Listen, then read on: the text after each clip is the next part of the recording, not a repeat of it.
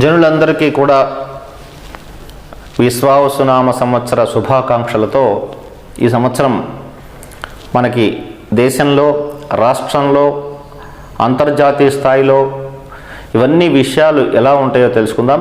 ఈ సంవత్సరం పేరు విశ్వావసునామ సంవత్సరం. ఈ సంవత్సరంలో వర్ష జగల్లగ్న ఫలితాలు అంటారు వీటిని. వర్షలగ్నం వచ్చేసి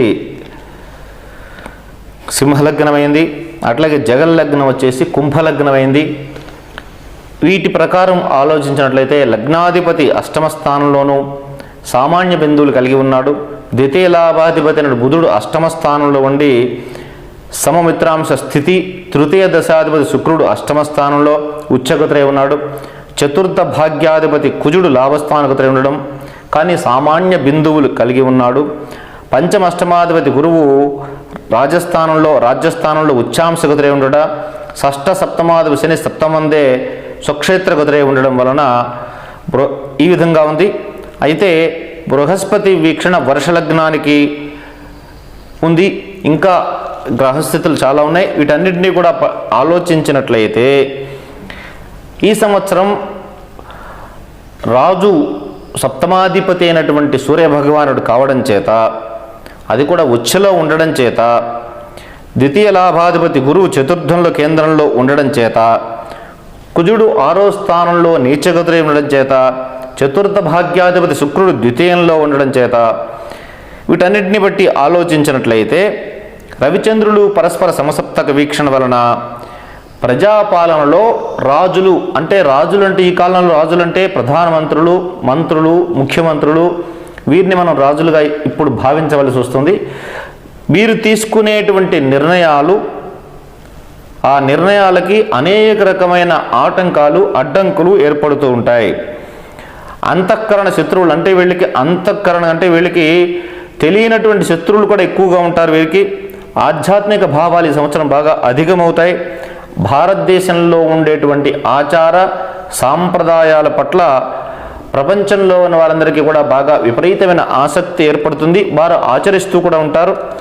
ఈ సంవత్సరం విషకీటకాదుల వల్ల వ్యాధులు ఎక్కువగా విజృంభించేటువంటి అవకాశము, తద్వారా నష్టము జరుగుతుంది. భూకంప సూచన ద్వారా సామూహికంగా ప్రజా నష్టం కూడా జరిగేటువంటి అవకాశం ఉంది. వైద్య రంగంలో భారతదేశం చేసేటువంటి విశేషమైన కృషి వలన ప్రపంచంలో మంచి గుర్తింపు లభిస్తుంది. భూ సంబంధంలో ఉన్నటువంటి విషయాలన్నిటిపైన కూడా ఈ సంవత్సరం వివాదాలు చాలా ఎక్కువగా ఉంటాయి. అనేక భూములు ప్రక్షాళన దిశగా ప్రభుత్వం అడుగులు వేసినప్పటికీ కూడా ప్రభుత్వానికి ఆటంకాలు తప్పవు. ప్రజలు ఉద్యమాలు, ఉద్రిక్త వాతావరణం ఇటువంటివి ప్రయాణించే అవకాశం ఉన్నది. ఉగ్రవాదులు వారి యొక్క దాడుల వలన దేశానికి తలనొప్పులు కలుగుతాయి. ప్రజలకు ముఖ్యంగా చర్మ సంబంధిత వ్యాధులు, రక్త సంబంధిత వ్యాధులు ఎక్కువగా వచ్చే అవకాశం ఉన్నది. బ్యాంకులు ప్రజలకు అందుబాటులో ఉండి చక్కగా సహకారం అందించి, దానివల్ల ఆ బ్యాంకులు అనుకూలమైనటువంటి సహకారం అందించటం వలన ప్రజలకు మంచి మేలు చేకూరుతుంది. సమాచార వ్యవస్థలు, పత్రికలు, జర్నలిజం మొదలైన రంగాలకు చక్కటి స్వేచ్ఛా వాతావరణం ఏర్పడుతుంది. ఒక పత్రిక కానీ, ఒక ఛానల్ కానీ ఈ సంవత్సరం వివాదాస్పదమైన పతన దిశగా వెళుతుంది. విద్యా సంస్థల్లో హింసాత్మకమైన ధోరణి పెరుగుతుంది. దానివలన తీవ్రమైన అలజడి మొదలవుతుంది. దేశాల మధ్య యుద్ధ వాతావరణం ఏర్పడుతుంది. నూతన ఔషధ అన్వేషణలో భారత్ మంచి ఖ్యాతి, ఏదో ఒక రోగానికి సంబంధించినటువంటి అనారోగ్యాలకు సంబంధించిన నూతన ఔషధం కనుక్కోవడం, దాని ద్వారా ప్రపంచంలో విశేషమైన ఖ్యాతి లభించడం జరుగుతుంది. భారత్కు ఎప్పట్లాగనే సరిహద్దు దేశాలతో తలనొప్పులు ఎక్కువగా ఉంటాయి. అయినప్పటికీ కూడా తిప్పికొడుతుంది. వాయువులతో కూడిన వర్షాలు, పట్టణాల్లో చాలా ఇబ్బందులు ఏర్పడతాయి. కోర్టులు మాత్రం తమ యొక్క పరువును నిలుపుకొని ప్రతిష్టను పెంచుకుంటాయి. ఈ సంవత్సరంలో జరిగే వివాహాలన్నీ కూడా ఎక్కువగా వివాదాస్పదమయ్యే అవకాశాలు ఉన్నాయి. అంటే అట్లనే వివాహాలు చేసుకోవద్దా అంటే చేసుకోవచ్చు. చక్కగా మంచి పండితుడిని సంప్రదించి అక్కడ తద్వారా మంచి ముహూర్తం నిర్ణయించుకొని ముందుకు వెళ్ళినట్లయితే ఈ వివాహాలు అంటే గ్రహస్థితులు బాగలేనప్పుడు మనం కూడా ఒక రాంగ్ స్టెప్ వేస్తే దానివల్ల ఇంకా సమస్యలు ఎక్కువ అవుతాయి. అందువల్ల చక్కగా వివాహ వ్యవస్థలో సమస్యలు వస్తాయి కాబట్టి వివాహాలు చేసేటువంటి వారందరూ కూడా చాలా జాగ్రత్తగా ఆచితూచి అడుగులు వేయాల్సిందిగా సూచన. భాగ్యనగరంలో కొంత అలజడి ద్వారా ప్రశాంతత లేకపోవడం జరుగుతుంది. దక్షిణాది రాష్ట్రాల్లో ఉప ఎన్నికలు వచ్చేటువంటి అవకాశం ఎక్కువగా కనపడుతోంది. తదితర ప్రాంతాల్లో అల్లకల్లోలం ఏర్పడవచ్చు. ప్రముఖ ప్రజాదరణ కలిగిన నేతకు మరియు ఒక మత పెద్దకు ఆరోగ్యం ఆందోళనకరణ స్థితికి చేరుకుంటుంది. కేంద్ర ప్రభుత్వం కఠినమైన చట్టాలు తీసుకొని అమలుపరిచే అవకాశాలు ఉన్నాయి. విదేశీ సంస్థల్లో విదేశాల్లో ఉద్యోగాలు ప్రస్తుతానికి అందని ద్రాక్ష పండే అని చెప్పేసి ఉద్యోగస్తులు గమనించవలసిందిగా సూచన.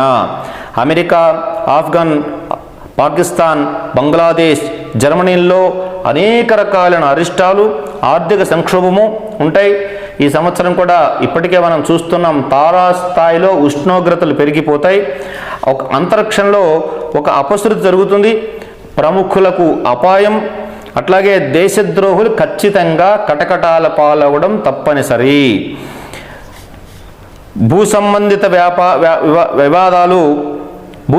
వ్యాపారాల్లో వివాదాలు ఉన్నప్పటికీ కూడా ప్రస్తుతం చాలా స్తబ్దతగా డల్గా ఉన్నటువంటి భూ సంబంధిత వ్యాపారం పుంజుకునేటువంటి అవకాశం ఉంది. ప్రముఖమైన రంగాల్లో ఉన్న వారికి కారాగార వాసం తప్పనిసరిగా అవుతుంది. బంగారం మరింత బంగారం అవుతుందని చెప్పడంలో సందేహం లేదు. కందులు, మిర్చి, ఎరుపు రంగు భూములు బాగా ఫలిస్తాయి. యవలు, వడ్లు, తెలుపు రంగు ధాన్యములు ధరలు అందుబాటులోకి వస్తాయి.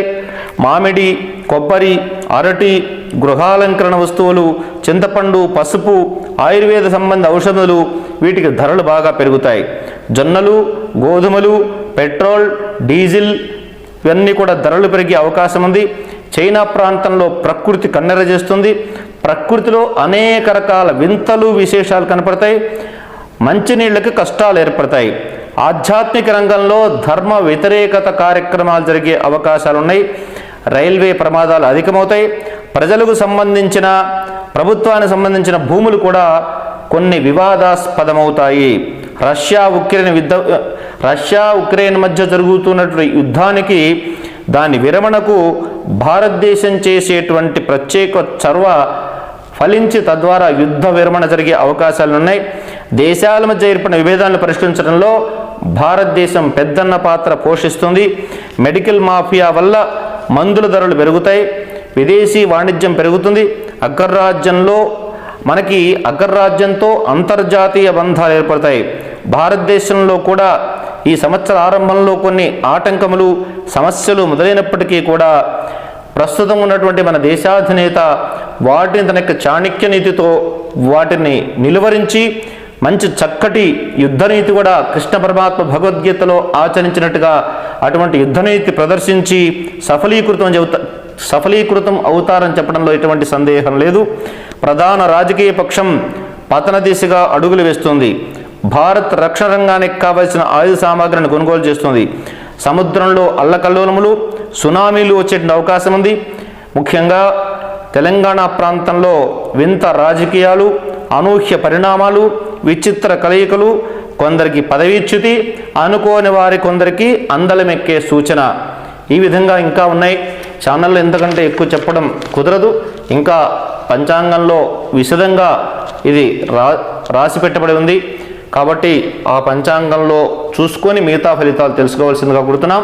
స్వస్తి ప్రజాభ్యః పరిపాలయంతాం న్యాయేన మార్గేణ మహీం మహీషాః గోబ్రాహ్మణేభ్య సోమస్తు నిత్యం లోకా సమస్తా సుఖినో భవంతు. ప్రజలందరికీ ముఖ్యమైన సూచన, ఈ ప్రతి సంవత్సరంలో కూడా కొంత మంచి కొంత చెడు వస్తూనే ఉంటుంది. అయినప్పటికీ కూడా మన జీవనం యథావిధిగా కొనసాగుతూనే ఉంటుంది. మన ఇష్టదేవతని, మన కులదేవతని మనం స్మరించుకొని ఈ వచ్చే కష్టాలని మనం తొలగించుకోవడం కొంతవరకు సాధ్యపడుతుంది.